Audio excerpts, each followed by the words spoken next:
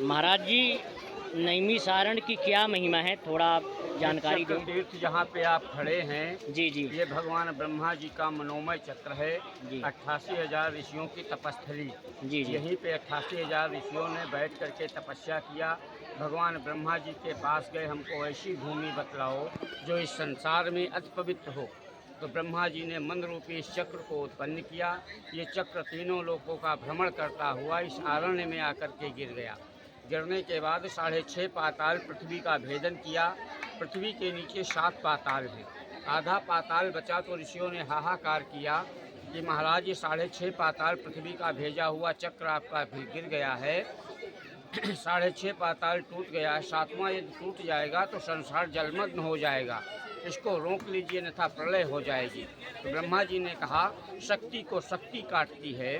जिस शक्ति के द्वारा ये पृथ्वी में आकर्षित किया गया वही आदि शक्ति इसको रोक पाएगी, दूसरी कोई शक्ति नहीं है। तो ब्रह्मा जी से कहा ऋषियों ने कि उस शक्ति का क्या नाम है। तो ब्रह्मा जी ने उस शक्ति का नाम ललिता बताया। समस्त ऋषि आदि शक्ति माँ ललिता के पास जाकर के विनय प्रार्थना किया। आदि शक्ति माँ ललिता ने आकर के इसको अपनी हथेली पे धारण किया। तभी से इसका नाम ब्रह्म मनोमय चक्र पड़ा। ये 6.5 पाताल गहरा है। ये पितरों की नाभि गया है। चरण गया गया जी, कृपाली गया बद्री नारायण और नैमिषारण्य नाभि गया। यहीं पे पितरों का पेट भरता है। पितृ तृप्ति से आत्मा से तृप्त हो जाते हैं। पितृ वैकुंठ वो मोक्ष की प्राप्ति हो जाती है। ये तपोवन नाम से जाना जाता है। 84 कोस की भूमि इस नैमिषारण तीर्थ की लगती है, इसलिए इसका 84 कोस का परिक्रमा फाल्गुन मास में किया जाता है। समस्त ऋषि आदि शक्ति माँ ललिता के पास जाकर के विनय प्रार्थना करते हैं, माँ भगवती हमारे समस्त कष्टों को दूर करिए। इसलिए यहाँ पे हृदय शूल धारिणी माँ ललिता का स्थान है। वेद व्यास जी का स्थान है, जहाँ पे 4 वेद 6 शास्त्र 18 पुराणों की रचना वेद व्यास जी ने की। और श्रीमद् भागवत कथा यहीं पे 88,000 ऋषियों को वेद व्यास जी ने सर्वप्रथम सुनाया।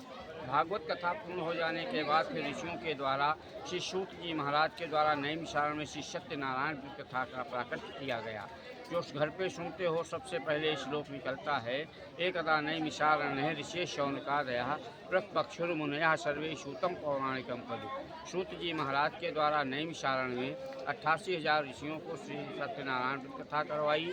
और ये हनुमान जी का स्थान है जो त्रेता युग का है। भगवान राम और लक्ष्मण को अहिरावण पातालपुरी युद्ध करने के लिए ले गया। हनुमान जी को पता लगा कि हमारे प्रभु को अहिरावण पातालपुरी चुरा ले गया, तो पातालपुरी जा करके अहिरावण का वध किया और राम लक्ष्मण को कांधे पर बिठाल करके यहीं पे एक मुखी का दर्शन दक्षिण मुखी प्रतिमा हनुमान जी की है। ऐसी विशाल मूर्ति आपको ऑल वर्ल्ड में नहीं मिलेगी। प्रसिद्ध मूर्ति ऑल वर्ल्ड में 3 है। इलाहाबाद में लेटी हुई है, अयोध्या में हनुमानगढ़ी में बैठी हुई है और नैमिषारण में 21 हाथी खड़ी है। ये सामने में बाबा भूतेश्वरनाथ महादेव का दर्शन है।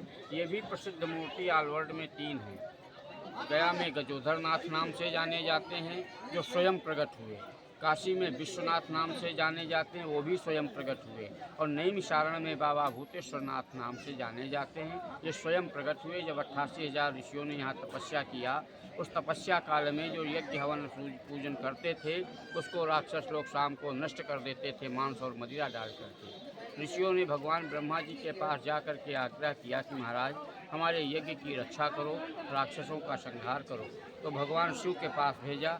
शिव के पास गए ऋषियों ने और बने प्रार्थना किया, तो भगवान शिव यहाँ 88,000 ऋषियों के कोतवाल बन करके आए और उनके यज्ञ की रक्षा की। और यज्ञ की रक्षा करते करते राक्षसों का संहार किया और राक्षसों का संहार करके ऋषियों का यज्ञ पूर्ण कराया और फिर यहीं पर अपना स्थान जिमाया। ये प्रसिद्ध मूर्ति है नैमिषारण में और ये सतयुग का तीर्थ है। इससे पहले इस संसार में कोई दूसरा तीर्थ नहीं था। समस्त तीर्थ यहाँ आकर के समस्त देवी देवता और तीर्थ यहीं आकर के निवास किया। उसके बाद फिर समस्त देवी देवताओं को स्थान अलग अलग दिया गया। बोले नैमिषारण्य धाम की जय हो, जय हो, जय हो।